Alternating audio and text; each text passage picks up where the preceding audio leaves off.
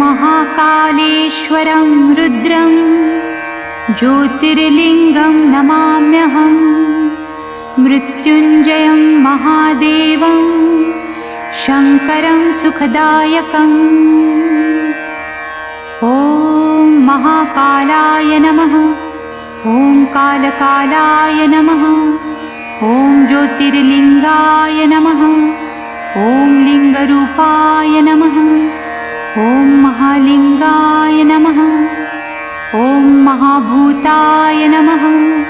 ॐ भूतनाथाय नमः। ॐ आदिनाथाय नमः। ॐ आशुतोषाय नमः। ॐ अमृताय नमः। ॐ पञ्चवक्त्राय नमः। ॐ त्रिनेत्राय नमः। ॐ त्रिशूलधराय नमः। ॐ वृषभध्वजाय नमः। ॐ विषधराय नमः। ॐ बिल्वधराय नमः। ॐ जटाधराय नमः। ॐ गङ्गाधराय नमः। ॐ गजचर्मधराय नमः। ॐ भुजङ्गप्रियाय नमः। ॐ नन्दीश्वराय नमः। ॐ चण्डीश्वराय नमः। ॐ चन्द्रशेखराय नमः। ॐ हराय नमः। ॐ अघोराय नमः। ॐ घोरघोराय नमः। ॐ कामदहनाय नमः। ॐ कलविकरणाय नमः। ॐ बलविकरणाय नमः। ॐ बलाय नमः। ॐ बलप्रमथनाय नमः। ॐ सर्वभूतदमनाय नमः। ॐ शम्भवाय नमः। ॐ मयोभवाय नमः। ॐ शङ्कराय नमः।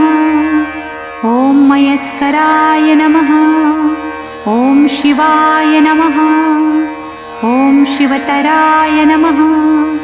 ॐ सर्वेश्वराय नमः। ॐ सद्योजाताय नमः। ॐ वामदेवाय नमः। ॐ तत्पुरुषाय नमः। ॐ महादेवाय नमः। ॐ महेश्वराय नमः। ॐ महामङ्गलाय नमः। ॐ नीलकण्ठाय नमः। ॐ निराकाराय नमः। ॐ दिगम्बराय नमः। ॐ दूषणदहनाय नमः। ॐ दक्षिणमुखाय नमः। ॐ तन्त्रेश्वराय नमः। ॐ मन्त्रेश्वराय नमः। ॐ यन्त्रेश्वराय नमः। ॐ योगेश्वराय नमः। ॐ सिद्धेश्वराय नमः। ॐ क्षितिरूपाय नमः। ॐ जलरूपाय नमः। ॐ अग्निरूपाय नमः। ॐ वायुरूपाय नमः। ॐ नभोरूपाय नमः। ॐ यजमानरूपाय नमः। ॐ सोमरूपाय नमः। ॐ सूर्यरूपाय नमः। ॐ आत्मरूपाय नमः। ॐ ब्रह्मरूपाय नमः। ॐ शक्तिरूपाय नमः। ॐ विश्वरूपाय नमः। ॐ विप्ररूपाय नमः।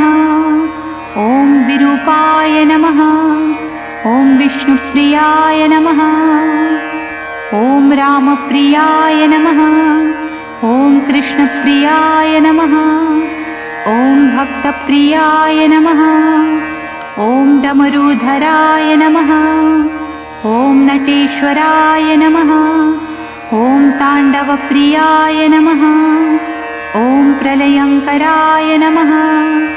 ॐ महाभैरवाय नमः। ॐ श्मशानेश्वराय नमः।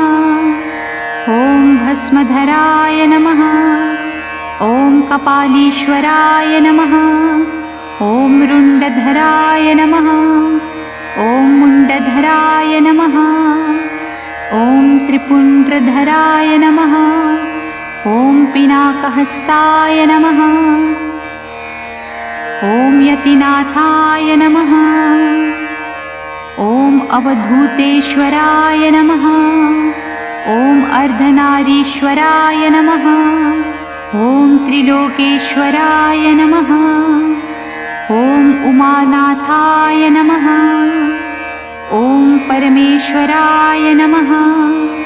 ॐ जगद्गुरुवे नमः। ॐ विद्यावरदाय नमः। ॐ शाश्वताय नमः। ॐ शब्दरूपाय नमः। ॐ प्रणवरूपाय नमः। ॐ महानादाय नमः। ॐ अवन्तिनाथाय नमः। ॐ मुक्तिवरदाय नमः। ॐ मृत्युञ्जयाय नमः।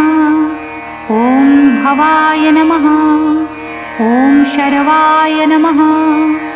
ॐ रुद्राय नमः। ॐ पशुपतये नमः।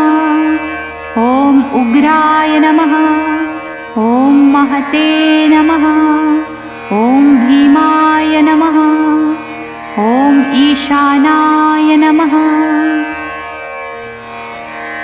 शिवपूजन करे जे जपहि महाकाल शतनाम। मन इच्छित फल पावहि पार्वतीपति पाहि मां। सदा शिव महाकाल की जय।